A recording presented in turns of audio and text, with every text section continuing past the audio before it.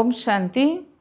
आज साकार मुरली 6/5/26 बाप दादा मधुबन। बाबा कहते मिठे बच्चे जेतेबेले तुम्हें माने संपूर्ण पवित्र हो जीव सेतेबेले ही बाबा तुम्हार समर्पण स्वीकार करिवे।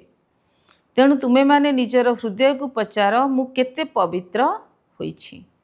आजिर प्रश्न, तुम्हें पिला माने वर्तमान खुशी खुशी रे बाबांग उपरे समर्पण हेउछ काहेकि? उत्तर, काहेकि ना तुम्हें माने जानिछ एबे जदि आमे बाबांग उपरे समर्पण होई जीवु तेबे बाबा 21 जन्म पाई आम उपरे समर्पण होई जिवे। तुम मानंकु ए कथा मध्य जणा अछि जे एबे एही अविनाशी रुद्र ज्ञान यज्ञ रे समस्त मनुष्य मात्र को स्वाहा हेबाकु ही पड़िबो। सेथिपई तुम्हें माने पूर्वरु ही खुशी खुशी रे निजर शरीर मन धन सबु किछि स्वाहा करी सफल करी देइछ। गीत अछि मुखुड़ा देखले प्राणी। ओम शांति। शिव भगवान उवाच, निश्चिंत निजर पिलामानंक पई ही ज्ञान शिखाउछंती बा श्रीमत देउछंती। हे पिलामाने बा हे प्राणी, शरीर प्राण बाहरी जाई थाए बा आत्मा बाहरी जाई थाए, यह गोटिए कथा। हे प्राणी अथवा हे पिलामाने, तुमे देखिल जे तुम जीवन रे केते पाप थिला एवं केते पुण्य थिला। हिसाब तो चढ़ई देइछ, हिसाब तो बतई देइछंती। तुम जीवन रे अधाकल्प पुण्य एवं अधाकल्प पाप होई जाई थाए। पुण्यर संपत्ति बाबांग ठारू मिलुछि, जहां को राम बोली कहा जाउछि। राम निराकार को कहा जाउछि, सीतापति राम को नुहे। तेबे एबे तुमे पिला माने जेउ माने कि ब्रह्मा मुखवंशा भली ब्राह्मण होइछ, तुम मानकर बुद्धि रे एई कथा एबे आसी गलानी जे निश्चिंत भाव में अधाकल्प आमे पुण्य आत्मा थिलु, पुणी अधाकल्प पाप आत्मा होई जाइछु। एबे पुण्य आत्मा हेबार अछि। मु केते पुण्य आत्मा होइछि एई कथा प्रत्येक निजर हृदय को पचारंतु। पाप आत्मा पुण्य आत्मा किपरि हब ता मध्य बाबा बुझाई देउछंती। यज्ञ तप आदि करिवा द्वारा तुमे पुण्य आत्मा होई परिबो नाही। ताहाला भक्ति मार्ग, ताहा द्वारा केही भी मनुष्य पुण्य आत्मा होई नथांती। एबे तुमे पिला माने जानुछ आमे पुण्य आत्मा हेबाकु जाउछु। आसुरी मतरे चली पाप आत्मा होई जिबा द्वारा सीढ़ी तळुकु खसी खसी आसिले। केते समय आमे पुण्य आत्मा होउछु बा सुखर संपत्ति नेउछु, एबे एई कथा काहाकु भी जणा नाही। सेई बाबांगु तो सब मनुष्य स्मरण करुछंती, तांकु ही परमपिता परमात्मा कुहा जाउछि। ब्रह्मा विष्णु शंकर को परमात्मा कुहा जाउ नाही। आउ काहाकु भी परमात्मा कुहा जाई पारिबो नाही। जदिओ वर्तमान तुमे प्रजापिता ब्रह्मा कहूच, किंतु प्रजापिता को केते भक्ति मार्ग स्मरण करू नाहांती, केबे भक्ति मार्ग स्मरण करू नाहांती। जहा कि हेले समस्ते निराकार बाबा को ही स्मरण करुछंती। हे ईश्वर पिता, हे भगवान अक्षर ही मुखरू बाहरी थाए, सेही जन को ही स्मरण करुछंती। मनुष्य निजकु गॉड फादर बा ईश्वर पिता कहि परिबो नाही। ब्रह्मा विष्णु शंकर मध्य निजकु गॉड फादर कहि परिबे नाही। सेमानकर शारीरिक नाम तो रहिछि ना। केवल जणे मात्र ईश्वर पिता ही अछंती, जहांकर निजर शरीर नाही। भक्ति मार्ग रे मध्य शिवंकर बहुत पूजा करुछंती। एबे तुमे पिला माने जानिछ शिव बाबा एही शरीर द्वारा आम सहित कथावार्ता करुछंती। हे पिला माने केते स्नेहर सहित कहउछंती एवं बुझुछंती जे मु समस्तंकर पतित पावन सद्गति दाता अटे। मनुष्य माने बाबांकर महिमा करुछंती ना, किंतु सेमानंकु ए कथा जणा नाही जे सी 5000 वर्ष पर आसुछंती। निश्चिंत निश्चय सेतेबेले कलिजुगर शेष समय हब जेतेबेले आसीबे।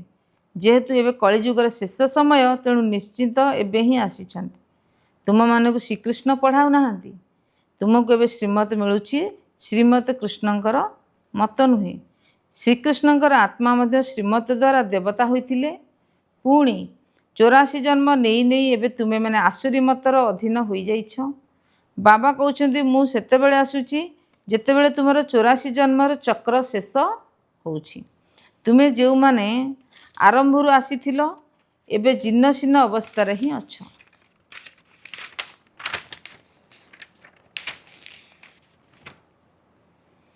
ବୃକ୍ଷଟି ଯଦି ପୁରୁଣା ଜୀର୍ଣ୍ଣଶୀର୍ଣ୍ଣ ହୋଇଯାଏ ତେବେ ସାରା ବୃକ୍ଷ ହିଁ ସେଭଳି ହୋଇଯାଇଥାଏ। ବାବା ବୁଝାଉଛନ୍ତି ତୁମେମାନେ ତମ ପ୍ରଧାନ ବା ପତିତ ହେବା କାରଣରୁ ସମସ୍ତେ ତମ ପ୍ରଧାନ ହୋଇଯାଇଛନ୍ତି। ଏହି ମନୁଷ୍ୟ ସୃଷ୍ଟି ଭିନ୍ନ ଭିନ୍ନ ଧର୍ମର ବୃକ୍ଷ ଅଟେ। ଏହାକୁ ହିଁ ଓଲଟ ବୃକ୍ଷ କୁହାଯାଏ। ଏହାର ମଞ୍ଜି ଶିବ ବାବା ଉପରେ ଅଛନ୍ତି। ସେହି ମଞ୍ଜିରୁ ହିଁ ସାରା ବୃକ୍ଷ ବାହାରିଛି। ମନୁଷ୍ୟମାନେ ମଧ୍ୟ ଈଶ୍ୱର ପିତା ବୋଲି କହୁଛନ୍ତି। ଆତ୍ମା ହିଁ କହୁଛି ଆତ୍ମାର ପିତା ଆତ୍ମା ହିଁ ଅଟେ। ଆତ୍ମା ଯେତେବେଳେ ଶରୀରକୁ ଆସେ ସେତେବେଳେ ଶରୀରର ନାମ ରଖାଯାଇଥାଏ। ଖେଳ ଚାଲିଥାଏ। ଆତ୍ମାମାନଙ୍କର ଦୁନିଆରେ ଖେଳ ହିଁ ଚାଲିନଥାଏ। ଖେଳ ହେବାର ସ୍ଥାନ ହିଁ ଏକ ଦୁନିଆ ଅଟେ। ନାଟକରେ ଆଲୋକର ଆବଶ୍ୟକତା ପଡ଼ିଥାଏ। ବାକି ଯେଉଁଠାରେ ଆତ୍ମାମାନେ ଥାଆନ୍ତି ସେଠାରେ ସୂର୍ଯ୍ୟ ଚନ୍ଦ୍ର ନଥାନ୍ତି। ସେଠାରେ ଡ୍ରାମାର ଖେଳ ହୋଇନଥାଏ। ରାତିଦିନ ଏଇଠାରେ ହିଁ ହୋଇଥାଏ। ସୂକ୍ଷ୍ମ ବତନରେ ବା ମୂଳ ବତନରେ ରାତି ଦିନ ନଥାଏ। ଏହା ହିଁ କର୍ମକ୍ଷେତ୍ର ଅଟେ। ଏଠାରେ ମନୁଷ୍ୟ ଭଲ କର୍ମ ମଧ୍ୟ କରୁଛନ୍ତି, ଖରାପ କର୍ମ ମଧ୍ୟ କରୁଛନ୍ତି। ସତ୍ୟଯୁଗ ତ୍ରେତୟା ଯୁଗରେ ଭଲ କର୍ମ ହୋଇଥାଏ, କାରଣ ସେଠାରେ 5 ବିକାର ରୂପୀ ରାବଣର ରାଜ୍ୟ ହିଁ ନଥାଏ। ବାବା ଆସି କର୍ମ ଅକର୍ମ ବିକର୍ମର ରହସ୍ୟ ବତାଉଛନ୍ତି। କର୍ମ ତ କରିବାକୁ ପଡ଼ିବ, ଯେହେତୁ ଏହା କର୍ମକ୍ଷେତ୍ର ଅଟେ। ସତ୍ୟ ଯୁଗରେ ମନୁଷ୍ୟ ଯେଉଁ କର୍ମ କରିଥାଏ ତାହା ଅକର୍ମ ହୋଇଯାଇଥାଏ। ସେଠାରେ ରାବଣର ରାଜ୍ୟ ହିଁ ନାହିଁ, ତାକୁ ସ୍ୱର୍ଗ କୁହାଯାଏ। ବର୍ତ୍ତମାନ ସ୍ୱର୍ଗ ଦୁନିଆ ନାହିଁ। ସତ୍ୟ ଯୁଗରେ ଏକମାତ୍ର ଭାରତ ହିଁ ଥିଲା, ଅନ୍ୟ କୌଣସି ଖଣ୍ଡ ବା ରାଷ୍ଟ୍ର ନଥିଲା। ବାବାଙ୍କୁ ହେଭେନଲି ଗଡ୍ ଫାଦର ବା ସ୍ୱର୍ଗୀୟ ଈଶ୍ୱରୀୟ ପିତା ବୋଲି କହୁଛନ୍ତି। ତେବେ ସେହି ପିତା ନିଶ୍ଚିନ୍ତ ସ୍ୱର୍ଗ ହିଁ ରଚନା କରିବେ। ଏହିସବୁ କଥା ରାଷ୍ଟ୍ର ଜାଣିଛନ୍ତି ଯେ ଭାରତ ପ୍ରାଚୀନ ଦେଶ ଅଟେ। ପ୍ରଥମେ କେବଳ ଭାରତ ହିଁ ଥିଲା, ଏ କଥା କେହି ଜାଣିନାହାନ୍ତି। ବର୍ତ୍ତମାନ ତ ଗୋଟିଏ ଦେଶ ନାହିଁ ନା, ଏହା ହେଉଛି 5000 ବର୍ଷର କଥା। କହୁଛନ୍ତି ମଧ୍ୟ ଖ୍ରୀଷ୍ଟଙ୍କର 3000 ବର୍ଷ ପୂର୍ବରୁ ଭାରତ ସ୍ୱର୍ଗ ଥିଲା। ରଚୟିତା ନିଶ୍ଚିନ୍ତ ସୃଷ୍ଟି ରଚନା ହିଁ କରିବେ ନା। ତମ ପ୍ରଧାନ ବୁଦ୍ଧି ହୋଇଯିବା କାରଣରୁ ଏ କଥା କେହି ବି ବୁଝିପାରୁନାହାନ୍ତି। ଭାରତ ହିଁ ସବୁଠାରୁ ଉଚ୍ଚ ଅଟେ, ଶ୍ରେଷ୍ଠ ଅଟେ, ଶ୍ରେଷ୍ଠ ଖଣ୍ଡ ଅଟେ। ମନୁଷ୍ୟ ସୃଷ୍ଟିର ପ୍ରଥମ କୁଟୁମ୍ବ ବା ବଂଶ ଅଟେ। ଡ୍ରାମା ମଧ୍ୟ ଏଇଭଳି ରଚନା ହୋଇଛି। ଧନୀ ଦରିଦ୍ରକୁ ସାହାଯ୍ୟ କରିଥାଏ, ଏଇଭଳି ଚାଲି ଆସିଛି। ଭକ୍ତି ମାର୍ଗରେ ମଧ୍ୟ ସାହୁକାର ବା ଧନୀ ବ୍ୟକ୍ତି ଗରିବମାନଙ୍କୁ ଦାନ କରିଥାନ୍ତି। କିନ୍ତୁ ଏ କଥା ହେଲା ପତିତ ଦୁନିଆ। ତେଣୁ ଯିଏ ବି ଦାନ ପୁଣ୍ୟ କରୁଛନ୍ତି, ପତିତରୁ ପବିତ୍ର କରୁଛନ୍ତି ବା ଯାହାକୁ ଗାନ କରୁଛନ୍ତି ସେ ମଧ୍ୟ ପବିତ୍ର ଅଟନ୍ତି। ପତିତଙ୍କୁ ଦାନ କରିବେ ତ ତାର ଫଳ ମଧ୍ୟ ସେ ପାଇବେ। ଯଦିଓ ବହୁତ ଦାନ ପୁଣ୍ୟ କରିଆସିଛନ୍ତି, ତାକୁ ତଳକୁ ଖସି ଖସି ଆସିଛନ୍ତି। ଭାରତ ଭଳି ଦାନୀ ରାଷ୍ଟ୍ର ଆଉ କୌଣସି ଦେଶ ନାହିଁ। ବର୍ତ୍ତମାନ ତୁମ ପାଖରେ ଯେଉଁ ଶରୀର ତନ ମନ ଧନ ଅଛି, ତାହା ସବୁ ତୁମେ ଏହି ଯଜ୍ଞରେ ସ୍ୱାହା କରୁଛ। ଏକଥାକୁ ଭୁଲି ଯାଉଛ ଯେ ରାଜସ୍ୱ ଅଶ୍ୱମେଧ ଅବିନାଶୀ ରୁଦ୍ର ଗୀତା ଜ୍ଞାନ ଯଜ୍ଞ। ଆତ୍ମା କହୁଛି ଯେଉଁ ପୁରୁଣା ଶରୀର ରହିଛି ଏହାକୁ ମଧ୍ୟ ଏଠାରେ ସ୍ୱାହା କରିବାକୁ ହେବ। କାରଣ ତୁମେ ଜାଣିଛ ସାରି ଦୁନିଆର ମନୁଷ୍ୟ ଏଥିରେ ସ୍ୱାହା ହେବାକୁ ଯାଉଛି। ତେଣୁ ଆମେ କାହିଁକି ଖୁସି ଖୁସିରେ ବାବାଙ୍କ ଉପରେ ସମର୍ପଣ ନ ହେବା? ଆତ୍ମା ଜାଣିଛି ଯେ ବାବାଙ୍କୁ ସ୍ମରଣ କରୁଛି। ଆତ୍ମା ମଧ୍ୟ କହୁଛି ବାବା ଆପଣ ଆସିବେ, ତେବେ ମୁଁ ଆପଣଙ୍କ ଉପରେ ସମର୍ପଣ ହୋଇଯିବି। କାହିଁକି ନା ଏବେ ଆମେ ସମର୍ପଣ ହେଲେ ଆମେ ପୁଣି 21 ଜନ୍ମ ପାଇଁ ସମର୍ପଣ ହେବା। ଏହା ସୌଦାଗରୀ ବା ବ୍ୟବସାୟୀ ଅଟେ। ଆମେ ଆପଣଙ୍କ ଉପରେ ସମର୍ପଣ ହେବା ଦ୍ୱାରା ଆପଣ ମଧ୍ୟ 21 ଜନ୍ମ ଆମ ଉପରେ ସମର୍ପଣ ହେଉଛନ୍ତି। ଯେ ପର୍ଯ୍ୟନ୍ତ ତୁମର ଆତ୍ମା ପବିତ୍ର ହୋଇନାହିଁ ସେ ପର୍ଯ୍ୟନ୍ତ ମୁଁ ତୁମର ସମର୍ପଣକୁ ସ୍ୱୀକାର କରିବି ନାହିଁ। ବାବା କହୁଛନ୍ତି ମୋତେ କେବଳ ମନେ ପକାଅ, ତେବେ ତୁମର ଆତ୍ମା ପବିତ୍ର ହୋଇଯିବ। ବାବାଙ୍କୁ ଭୁଲିଯିବା ଦ୍ୱାରା ତୁମେ କେତେ ପତିତ ବା ଦୁଃଖୀ ହୋଇଯାଉଛ। ମନୁଷ୍ୟ ଦୁଃଖୀ ହୋଇଗଲେ ଅନ୍ୟ ପାଖରେ ଶରଣ ନେଇଥାଏ। ଏବେ ତୁମେ 63 ଜନ୍ମ ହେଲାଣି, ରାବଣ ଦ୍ୱାରା ବହୁତ ଦୁଃଖୀ ହେଇଯାଉଛ। ଗୋଟିଏ ଘରର କଥା ନୁହେଁ, ଯେବେ ବି ମନୁଷ୍ୟ ଅଛନ୍ତି ଯେତେ ବି ମନୁଷ୍ୟ ଅଛନ୍ତି ସମସ୍ତେ ସୀତା ଅଟନ୍ତି। ରାମାୟଣରେ ତ କାହାଣୀ ଲେଖା ହେଇଯାଇଛି ନା। ସାମ୍ନାକୁ ସୀତାଙ୍କୁ ରାବଣ ଶୋକ ବଟିକାରେ ରଖିଥିଲା। ବାସ୍ତବରେ ସବୁ କଥା ଏହି ସମୟରେ ହିଁ ଅଟେ। ସମସ୍ତେ ରାବଣ ଅର୍ଥାତ୍ 5 ବିକାର ଜେଲରେ ଅଛନ୍ତି, ସେଥିପାଇଁ ଦୁଃଖୀ ହୋଇ ଡାକୁଛନ୍ତି ଆମକୁ ରାବଣ ଠାରୁ ମୁକ୍ତ କର। ଜଣକର କଥା ନୁହେଁ, ବାବା ବୁଝାଉଛନ୍ତି ସାରା ଦୁନିଆ ରାବଣର ଜେଲରେ ଅଛି। ଏହା ରାବଣ ରାଜ୍ୟ ଅଟେ ନା? କହୁଛନ୍ତି ନା ରାମ ରାଜ୍ୟ ଦରକାର। ଗାନ୍ଧୀଜୀ ମଧ୍ୟ କହୁଥିଲେ ରାମ ରାଜ୍ୟ ଦରକାର। ସନ୍ନ୍ୟାସୀମାନେ ମଧ୍ୟ ଏପରି କେହି କହିପାରିବେ ନାହିଁ ଯେ ରାମ ରାଜ୍ୟ ଦରକାର। ଏଇ କଥା କେବଳ ଭାରତବାସୀ ହିଁ କହିପାରିବେ। ବର୍ତ୍ତମାନ ଆଦି ସନାତନ ଦେବୀ ଦେବତା ଧର୍ମ ନାହିଁ, ଆଉ ସବୁ ଧର୍ମ ରୂପୀ ଶାସ୍ତ୍ର ଶାଖା ପ୍ରଶାଖା ରହିଛି। ଯେତେବେଳେ ସତ୍ୟଯୁଗ ଥିଲା ସେତେବେଳେ ଏକମାତ୍ର ଆଦି ସନାତନ ଦେବୀ ଦେବତା ଧର୍ମ ଥିଲା। ଏବେ ସେ ନାମ ବଦଳି ଯାଇଛି। ନିଜର ଧର୍ମକୁ ଭୁଲି ଅନ୍ୟ ଧର୍ମରେ ଧର୍ମାନ୍ତରିତ ହୋଇ ଚାଲିଛନ୍ତି। ମୁସଲମାନ ମାନେ ଆସିଲେ ଏବଂ କେତେ ହିନ୍ଦୁଙ୍କୁ ନିଜର ଧର୍ମକୁ ସ୍ଥାନାନ୍ତରିତ କରିଦେଲେ। ଖ୍ରୀଷ୍ଟିଆନକୁ ମଧ୍ୟ ବହୁତ ଧର୍ମାନ୍ତରିତ ହୋଇଯାଇଛନ୍ତି। ସେଥିପାଇଁ ଭାରତବାସୀଙ୍କର ଜନସଂଖ୍ୟା କମିଯାଇଛି। ନଚେତ୍ ଭାରତବାସୀଙ୍କର ଜନସଂଖ୍ୟା ସବୁଠାରୁ ଅଧିକ ହେବା ଉଚିତ। କିନ୍ତୁ ଏମାନେ ଅନେକ ଧର୍ମକୁ ଧର୍ମାନ୍ତରିତ ହୋଇଯାଇଛନ୍ତି। ବାବା କହୁଛନ୍ତି ତୁମର ଏହି ଆଦି ସନାତନ ଦେବୀ ଦେବତା ଧର୍ମ ସବୁଠାରୁ ଶ୍ରେଷ୍ଠ ଧର୍ମ ଅଟେ। ପ୍ରଥମେ ସତପ୍ରଧାନ ଥିଲ, ଏବେ ସେହି ପରବର୍ତ୍ତୀ ହୋଇ ତମ ପ୍ରଧାନ ହୋଇଯାଇଛନ୍ତି। ତୁମେ ପିଲାମାନେ ଜାଣୁଛ ଜ୍ଞାନର ସାଗର ପତିତ ପାବନ ଯାହାକୁ ସମସ୍ତେ ଡାକୁଛନ୍ତି, ସିଏ ହିଁ ଆସି ସମ୍ମୁଖରେ ପାଠ ପଢ଼ାଉଛନ୍ତି। ସିଏ ଜ୍ଞାନର ସାଗର, ପ୍ରେମର ସାଗର ଅଟନ୍ତି। କୃଷ୍ଣଙ୍କର କୌଣସି ମହିମା କରାଯାଇପାରିବ ନାହିଁ। ଶ୍ରୀକୃଷ୍ଣଙ୍କୁ ଜ୍ଞାନର ସାଗର ବା ପତିତ ପାବନ କୁହାଯାଏ ନାହିଁ। ସାଗର ଗୋଟିଏ ହିଁ ଅଟେ। ଚାରିଆଡ଼େ ସାଗର ହିଁ ସାଗର ରହିଛି, ଦୁଇଟି ସାଗର ନଥାଏ। ଏହା ମନୁଷ୍ୟ ସୃଷ୍ଟି ରୂପୀ ନାଟକ ଅଟେ। ଏଥିରେ ସମସ୍ତଙ୍କର ଅଲଗା ଅଲଗା ଅଭିନୟ ରହିଛି। ବାବା କହୁଛନ୍ତି ମୋର କର୍ତ୍ତବ୍ୟ ସମସ୍ତଙ୍କ ଠାରୁ ଅଲଗା। ମୁଁ ଜ୍ଞାନର ସାଗର ଅଟେ। ମୋତେ ହିଁ ତୁମେ ଡାକୁଛ କି ହେ ପତିତ ପାବନ। ମୁଁ କହୁଛି ମୁକ୍ତିଦାତା। ମୁଁ ପୁଣି କହୁଛ ମୁକ୍ତିଦାତା। କେଉଁଥିରୁ ମୁକ୍ତ କରିଥାନ୍ତି ଏ କଥା ମଧ୍ୟ କେହି ଜାଣିନାହାନ୍ତି। ତୁମେ ଜାଣିଛ ଆମେ ସତ୍ୟଯୁଗ ତ୍ରେତୟା ଯୁଗରେ ବହୁତ ସୁଖୀ ଥିଲୁ, ତାକୁ ହିଁ ସ୍ୱର୍ଗ କୁହାଯାଏ। ଏବେ ତ ନର୍କ ହୋଇଗଲାଣି, ସେଥିପାଇଁ ଡାକୁଛନ୍ତି ଦୁଃଖରୁ ମୁକ୍ତ କରି ସୁଖଧାମ ନେଇ ଚାଲ। ସନ୍ନ୍ୟାସୀମାନେ କେବେ ହେଲେ କହିବେ ନାହିଁ ଯେ ଆମେ ସ୍ୱର୍ଗବାସୀ ଥିଲୁ ବା ଅର୍ଥାତ୍ ସ୍ୱର୍ଗକୁ ଗଲୁ।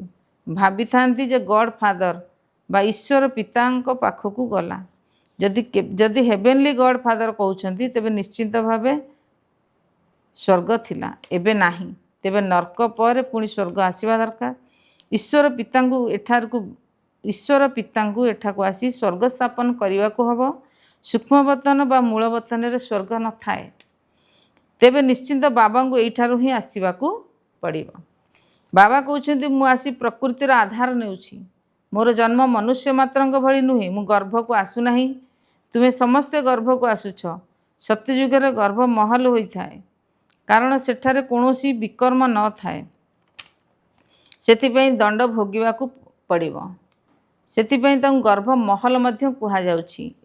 ଏଠାରେ ଆତ୍ମା ବିକର୍ମ କରିଥାଏ, ଯାହାର ଦଣ୍ଡ ଭୋଗ କରିବାକୁ ପଡ଼ିଥାଏ। ସେଥିପାଇଁ ଏହାକୁ ଗର୍ଭ ଜେଲ୍ କୁହାଯାଏ। ଏଠାରେ ରାବଣ ରାଜ୍ୟରେ ମନୁଷ୍ୟ ପାପ କରିଚାଲିଛନ୍ତି। ଏହା ପରମାତ୍ମାଙ୍କର ହିଁ ଦୁନିଆ, ତାହା ହେଉଛି ପୁଣ୍ୟାତ୍ମାଙ୍କର ଦୁନିଆ। ସ୍ୱର୍ଗ ସେଥିପାଇଁ କୁହାଯାଏ ଅଶ୍ୱତଥ ପତ୍ର ଉପରେ ଶ୍ରୀକୃଷ୍ଣ ଭାସି ଭାସି ଆସିଥିଲେ। ଏହିଭଳି ଶ୍ରୀକୃଷ୍ଣଙ୍କର ମହିମା କରିଥାନ୍ତି। ସତ୍ୟଯୁଗର ଗର୍ଭ ମଧ୍ୟରେ ଦୁଃଖ ଅନୁଭବ ହୋଇନଥାଏ। ବାବା କର୍ମ ଅକର୍ମ ବିକର୍ମର ଗତି ବିଷୟରେ ବୁଝାଉଛନ୍ତି, ଯାହାର ପୁଣି ଗୀତା ଶାସ୍ତ୍ର ରଚନା କରାଯାଉଛି। କିନ୍ତୁ ସେଥିରେ ଶିବ ଭଗବାନ ଉବାଚ ପରିବର୍ତ୍ତେ ଶ୍ରୀକୃଷ୍ଣଙ୍କ ନାମ ଲେଖିଦେଇଛନ୍ତି। ଏବେ ତୁମେମାନେ ଜାଣିଛ ଯେ ଆମେ ବେହଦର ବାବାଙ୍କ ଠାରୁ ବେହଦର ସୁଖର ସମ୍ପତ୍ତି ନେଉଛୁ। ଏବେ ଭାରତ ରାବଣ ଦ୍ୱାରା ଶ୍ରାପିତ ହୋଇଯାଇଛି, ସେଥିପାଇଁ ଦୁର୍ଗତିକୁ ପାଇଛନ୍ତି। ଏହି ବଡ଼ ଅଭିଶାପର ମଧ୍ୟ ଡ୍ରାମାରେ ନିର୍ଦ୍ଧାର୍ଯ୍ୟ ରହିଛି। ବାବା ଆସି ବରଦାନ ଦେଉଛନ୍ତି, ଆୟୁଷ୍ମାନ ଭବ, ପୁତ୍ରବାନ ଭବ, ସମ୍ପତ୍ତିବାନ ଭବ, ସବୁ ପ୍ରକାର ସୁଖର ସମ୍ପତ୍ତି ଦେଉଛନ୍ତି। ତୁମକୁ ଆସି ବାବା ପାଠ ପଢ଼ାଉଛନ୍ତି। ବର୍ତ୍ତମାନ ପାଠଶାଳା ଦ୍ୱାରା ତୁମେ ଦେବତା ହେଉଛ। ବର୍ତ୍ତମାନ ନୂଆ ରଚନା କରାଯାଉଛି। ବ୍ରହ୍ମାଙ୍କ ଦ୍ୱାରା ଶିବ ବାବା ତୁମକୁ ନିଜର କରୁଛନ୍ତି। ଗାୟନ ବି ଅଛି ପ୍ରଜାପିତା ବ୍ରହ୍ମା। ତୁମେ ତାଙ୍କର ସନ୍ତାନ ବ୍ରହ୍ମା କୁମାର କୁମାରୀ ହେଉଛ। ଜେଜେବାପାଙ୍କ ଠାରୁ ପିତା ବ୍ରହ୍ମାଙ୍କ ମାଧ୍ୟମରେ ସମ୍ପତ୍ତି ନେଉଛ। ପୂର୍ବରୁ ମଧ୍ୟ ନେଇଥିଲ, ଏବେ ପୁଣି ବାବା ଆସିଛନ୍ତି, ସମସ୍ତେ ବାବାଙ୍କର ସନ୍ତାନ, ତେଣୁ ସମସ୍ତଙ୍କୁ ବାବାଙ୍କ ପାଖକୁ ଯିବା ଦରକାର। କିନ୍ତୁ ଗାୟନ ରହିଛି ପ୍ରଜାପିତା ବ୍ରହ୍ମାଙ୍କ ଦ୍ୱାରା ମନୁଷ୍ୟ ସୃଷ୍ଟିର ସ୍ଥାପନା ହୁଏ। ତେଣୁ ଏଇଠାରେ ଅର୍ଥାତ୍ ପୁରୁଣା ଦୁନିଆରେ ହେବ ନା। ଆତ୍ମା ସମ୍ବନ୍ଧରେ କହିଥାନ୍ତି ଆମେ ଭାଇ ଭାଇ ଅଟୁ। ପ୍ରଜାପିତା ବ୍ରହ୍ମାଙ୍କର ସନ୍ତାନ ହେବା ଦ୍ୱାରା ତୁମେ ଭାଇ ଭଉଣୀ ହେଉଛ। ବର୍ତ୍ତମାନ ତୁମେ ସମସ୍ତେ ଭାଇ ଭଉଣୀ ଅଟ। ତୁମେମାନେ ବାବାଙ୍କ ଠାରୁ ସମ୍ପତ୍ତି ନେଇଥିଲ, ଏବେ ଏଇଠାରୁ ବାବାଙ୍କ ଠାରୁ ସମ୍ପତ୍ତି ନେଉଛ। ଶିବ ବାବା କହୁଛନ୍ତି ମୋତେ ମନେ ପକାଅ। ତୁମମାନଙ୍କୁ ଶିବ ବାବାଙ୍କୁ ସ୍ମରଣ କରିବାକୁ ହେବ। ସ୍ମରଣ କରିବା ଦ୍ୱାରା ତୁମେ ପାବନ ହେବ ଏବଂ ଆଉ କୌଣସି ଉପାୟ ନାହିଁ। ପବିତ୍ର ନ ହେବା ପର୍ଯ୍ୟନ୍ତ ତୁମେ ମୁକ୍ତିଧାମକୁ ଯାଇପାରିବ ନାହିଁ। ସତ୍ୟଯୁଗରେ ପ୍ରଥମେ ଆଦି ସନାତନ ଦେବୀ ଦେବତା ଧର୍ମ ଥିଲା, ପୁଣି କ୍ରମାନ୍ୱୟରେ ଅନ୍ୟାନ୍ୟ ଧର୍ମ ଆସିଲା। ବାବା ଶେଷରେ ଆସି ସମସ୍ତଙ୍କୁ ଦୁଃଖରୁ ମୁକ୍ତ କରୁଛନ୍ତି। ସେଥିପାଇଁ ତାଙ୍କୁ ମୁକ୍ତିଦାତା ମଧ୍ୟ କୁହାଯାଉଛି। ବାବା କହୁଛନ୍ତି ତୁମେମାନେ କେବଳ ମୋତେ ମନେ ପକାଅ, ତେବେ ତୁମର ପାପ ଭସ୍ମ ହୋଇଯିବ। ଡାକୁଛ ମଧ୍ୟ ହେ ବାବା, ବାବା ପତିତକୁ ପାବନ କର। ଶିକ୍ଷକ ତ ପଢ଼ାଉଛନ୍ତି, ଏଥିରେ କୌଣସି ଚରିତ୍ର ବା ଲୀଳା କରୁଛନ୍ତି କି? ଏହା ମଧ୍ୟ ପାଠଶାଳା ଅଟେ। ବାବା ଜ୍ଞାନର ସାଗର ଆସି ଜ୍ଞାନ ଦେଉଛନ୍ତି। ଆଚ୍ଛା, ମିଠା ମିଠା ଶିଖିଲେ ଦେ ସନ୍ତାନମାନଙ୍କ ପ୍ରତି ମାତା ପିତା ବାପ ଦାଦାଙ୍କର ମଧୁର ସ୍ନେହ ସମ୍ପନ୍ନ ଶୁଭେଚ୍ଛା ଏବଂ ସୁପ୍ରଭାତ। ଆତ୍ମିକ ପିତାଙ୍କର ଆତ୍ମିକ ସନ୍ତାନମାନଙ୍କୁ ନମସ୍ତେ। ଆତ୍ମିକ ସନ୍ତାନମାନଙ୍କୁ ଆତ୍ମିକ ପିତାମାନଙ୍କୁ, ଆତ୍ମିକ ସନ୍ତାନମାନଙ୍କର ଆତ୍ମିକ ପିତାଙ୍କୁ ନମସ୍ତେ। ନମସ୍ତେ ବାବା, ନମସ୍ତେ। ଧାରଣା ପାଇଁ ମୁଖ୍ୟ ସାରାଂଶ 1 ନମ୍ବର, କର୍ମ ଅକର୍ମର ବିକର୍ମର ଗତିକୁ ଜାଣି ଏବେ ଆଉ କୌଣସି ବିକର୍ମ କରିବାର ନାହିଁ। ଏହି କର୍ମକ୍ଷେତ୍ରରେ କର୍ମଧନ୍ଦା କରି ମଧ୍ୟ ବିକାରଗୁଡ଼ିକୁ ତ୍ୟାଗ କରିବା ପାଇଁ ବିକର୍ମରୁ ମୁକ୍ତ ହେବା। 2 ନମ୍ବର, ଏଭଳି ପବିତ୍ର ହେବାର ଅଛି ଯାହାକି ଆମର ସମର୍ପଣକୁ ବାବା ସ୍ୱୀକାର କରିନେବେ। ଏବେ ପବିତ୍ର ହୋଇ ପବିତ୍ର ଦୁନିଆକୁ ଯିବାକୁ ହେବ।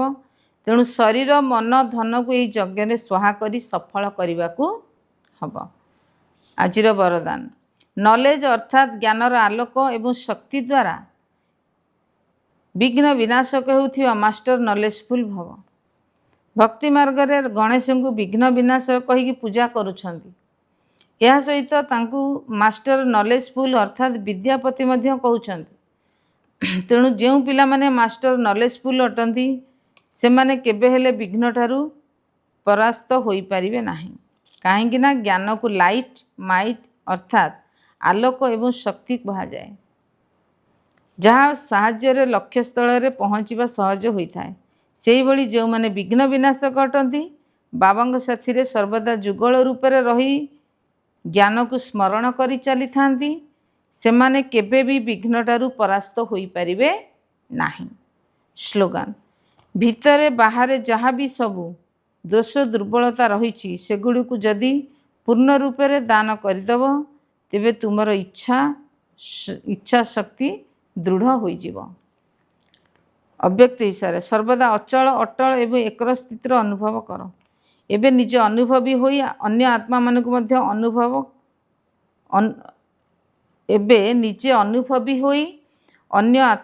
ମଧ୍ୟ ଅଟଳ ରହିବାର ଅନୁଭବ କରାଇବାର ସମୟ ଅଟେ। ଏବେ ଖେଳିବାର ସମୟ ସମାପ୍ତ ହେଲା। ତେଣୁ ଏବେ ସମର୍ଥ ହୋଇ ନିର୍ବଳ ଆତ୍ମାମାନଙ୍କୁ ସମର୍ଥ କରି ଚାଲ। ଯଦି ତୁମ ଭିତରେ ନିର୍ଭୀକତାର ସଂସ୍କାର ରହିଥିବ, ତେବେ ଅନ୍ୟମାନଙ୍କୁ ମଧ୍ୟ ନିର୍ବଳ କରିଦେବ। ତେଣୁ ଜ୍ଞାନର ସମସ୍ତ ପଏଣ୍ଟ ଗୁଡ଼ିକର ଅନୁଭବୀ ହୋଇ ଏକାନ୍ତ ପ୍ରିୟ ହୁଅ ଏବଂ ଏକାଗ୍ରତାର ଅଭ୍ୟାସକୁ ବଢ଼ାଅ। ଓମ୍ ଶାନ୍ତି।